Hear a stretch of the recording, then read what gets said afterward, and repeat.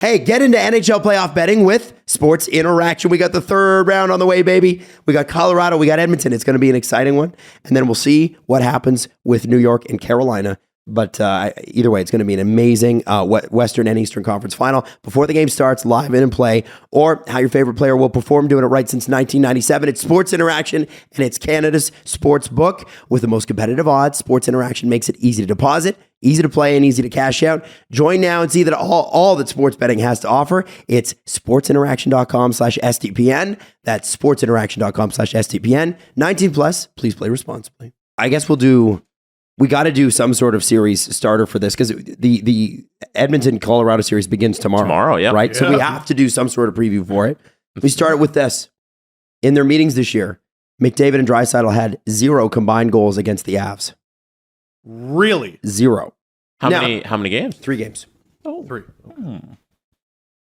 Would Dom say, it's a small sample size? He probably would. But that's 120 minutes. 180 minutes of hockey without Connor McDavid or Leon Draisaitl scoring. It's rare. That's 9 periods. It's rare. It's very rare. But how many of those were under Jay Woodcroft? It's a good question. I don't know. Yeah. It's a good question. Because again, to me, you just throw out everything under Woodcroft number. Yeah, no, you're right. You're absolutely right. I feel like that's extremely relevant information. You know what I mean? Yep. Like when a team fires a coach at a certain point in the season, and then the sample size is too small, and let's say he gets hired at the beginning of January, you can't have a concrete opinion on the team by February 1st. Mm-hmm. It's the end of May now, and we've seen a lot of Jay Woodcroft hockey. What's October, November, December doing in there for? Right. Let me get you this. It's a different team. It's a different team. Agreed, it's a different team. The Oilers played the Avs twice in April. What were the scores? Is extremely relevant. April 9th was a 2-1 shootout win for Colorado. Oh, and so that's 2 goals scored. April 22nd, 6-3 Oilers. Yeah. Win? 6-3 Oilers win. Yeah. No McDavid, no Draisaitl. That's what I think, yeah. Oh. It's important we look at the numbers. I'm trying to pull up the box score. I want to verify this. I assume Hyman had one, Kane had one. Perlini. Barry. Has to be Perlini. CC had 4. So this is weird. According to, unless I'm fucking crazy here, they only played each other in the back half of the year, which is super odd. Don't you think? No. Oilers are a Canadian team and their schedule's messed. Yeah, I guess they played 3 games against each other in March and April. So also COVID. Yeah, because remember some December games got pushed back. That could the March game could have been that. So the March 21st game, Draisaitl had an assist and McDavid had an assist. Bums. Okay. The April 22nd game. Hold on, I'm just gonna find the Oilers here. Evander Kane had a hat trick. McDavid had 3 assists. There you go. Yeah, no, what are we talking about? No goals. They showed up. Can McDavid finish? You have to ask a question. You have to ask. And then the 2-1 loss, Warren Fogle, of course. Let's go. that lightning rod that is Warren Fogle. I should have worn the vest. Yeah, no. I don't even know if McDavid played that game. I'm telling you, man. The Woodcroft Oilers, everyone sleeps on them. I'm scared. I'm scared for Colorado. Are you? Yeah. They could not having Sam Girard's significant. We've seen them do it all regular season, and then now finally we've seen them do it in the playoffs where the 2 team up and they just score a shit ton of points. Mm-hmm. We saw their 200-point pace at the beginning of the year, and then now it realized versus Calgary. We're seeing McDavid and Draisaitl, and who knows if they just run out there and they do it 4 times. That's all it takes. Oilers fans, I am starting to understand the Toronto-centricness that you were talking about. Because people keep talking about, I do think Colorado has the better defense in this series, but people keep talking about, Edmonton's defense is garbage. I'm like, okay, I know you're not watching now. I know you're not watching. Yes, it was. Mm-hmm. Yeah, it was, for sure. And then they didn't do a whole hell of a lot to it, but again, the coach has made it better. Made a big difference. Coach has made it better. Like, Calgary had the lion's share of puck possession, the lion's share of shot attempts, most of them were garbage. Really? Most of them were garbage. Mike Smith did not have a hard time of it in the deciding games of that series. Calgary was totally neutralized. Now we get to see how much of that was Edmonton and how much of that was Calgary. Right. All I know is this is round 3 and they've beaten 2 teams. That's what I'm still not sure about. Did Edmonton just kick Calgary's ass, this is how it looks. Mm-hmm. Looks like they did. Or did Calgary really underperform? Edmonton countered Calgary so well. That's what I mean. They countered I think Calgary they played really well. So well. And they the crazy thing with Markstrom, it's not just all the goals he allowed, it's so many of the Oilers shots were at the same spot. Yes. Shoot low glove or like mid glove. Oh, he flubbed it again. Mm-hmm. Oh, he flubbed it again. Ah. Yeah. That the Puljujärvi one where it was just a Hyman shot that Puljujärvi helped get over the line. It's the same thing from game 1 during that Oilers comeback. It was 6-2 and then mid glove. Just 3 shots, boom, boom, boom, to make it 6-5. I don't know if it's just one problem. Like, is Darcy Kemper such a world beater that the Oilers can't do it again? That's what I wanted to talk about, because if we're talking about the goalie situation, somebody had a tough series versus the Blues, and it was Darcy Kemper. And part of the reason the Avalanche paid so much for Darcy Kemper is because Ken Holland was trying to get Darcy Kemper. Mm-hmm. He was driving the price up, and now here he is. Apparently his team was so bad he needed to go out and get a new starting goalie, and now here he is with the same 40-year-old. If Ken Holland, and they're playing each other in the Western Conference Final. That's amazing. If Ken Holland, if they win this series and Oilers go to the Cup, Ken Holland will have beaten the last 2 goalies he tried to sign. It's true. Markstrom, they thought he was signed for like 2 hours, and then he wasn't. He had an identical offer, and the agent went back to Calgary and said, if you give us 6/6, we'll take Calgary. And Drew pointing out that all these 2009 Colorado draft picks are who Colorado has gone through in the playoffs. Yeah. First it was Matt Duchene, then it was Ryan O'Reilly, and now it's Tyson Barrie. And Marissa Ngemi was like, isn't this what Scott Pilgrim is about? Having to fight all your ex-boyfriends and everything. It's, oh man.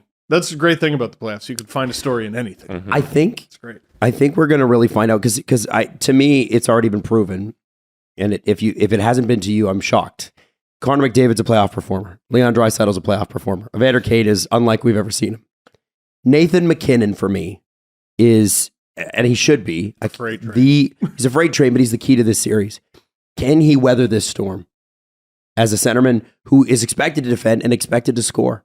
And that's the thing, like, you know, you can, what did Matthew say in the Amazon On Demand thing? He said it in like the first game of the series. I felt like we defended a little too much. Yeah. And we weren't able to get the offense going. Mm-hmm. Right? Nathan MacKinnon's going to have to help contain these guys along with Kadri. But Nathan MacKinnon's the guy. He's your guy. He's the guy that this summer is probably going to get probably more money than McDavid because McDavid's extension was signed a long time ago. Right?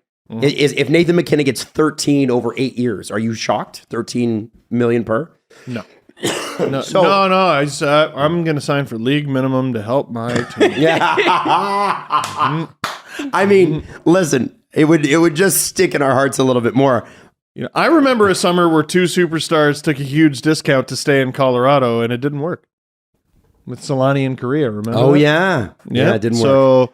So, that's definitely the same thing, Steve. Yeah, I think so. Definitely, so it ruined they were it for part of their everybody. careers. So he's going to get $20 million.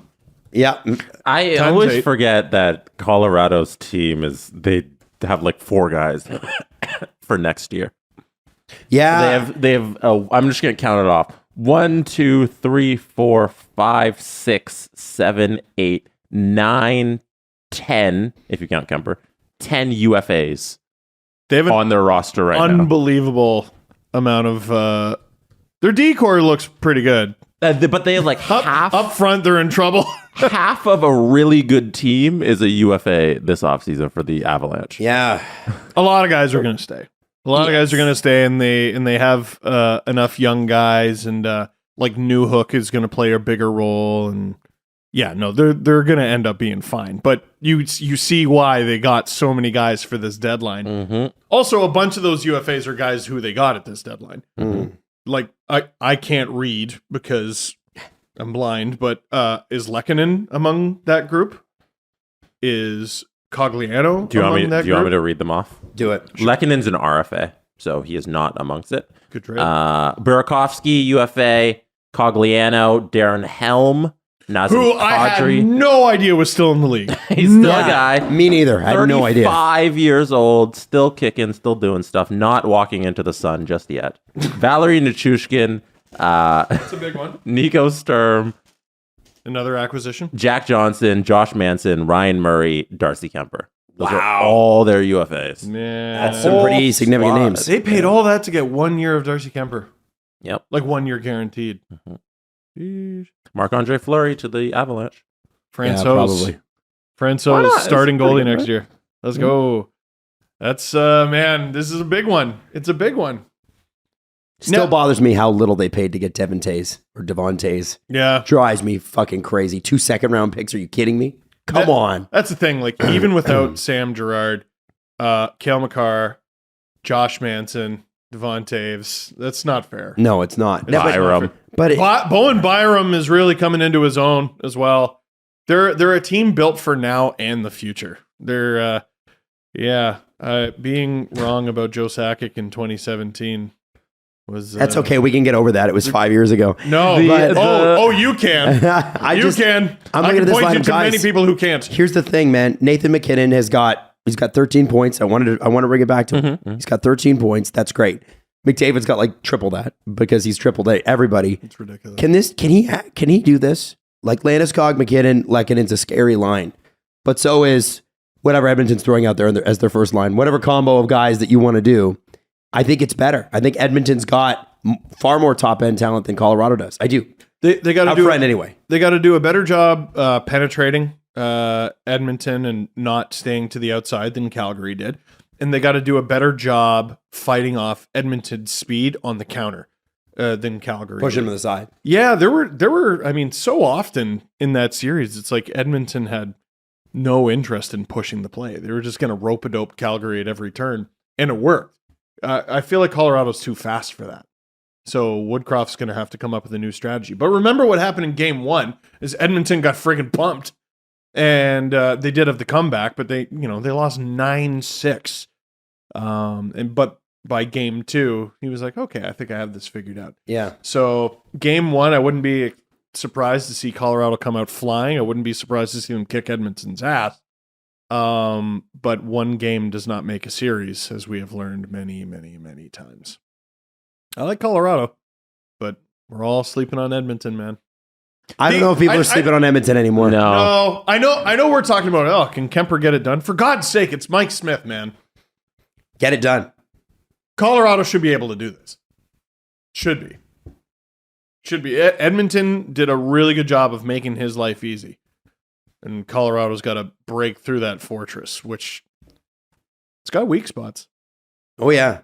Can I run down the points per game in the playoffs? All time, minimum 30 games played. Okay. Give That's it so to me. dumb. Number 1, Gretzky, 1.83 points per game. Next, Lemieux, 1.61. Next, Draisaitl, 1.61. That's so funny. Pedersen, 1.53. Then McDavid, McKinnon, Messier, or Bossy Rantanen.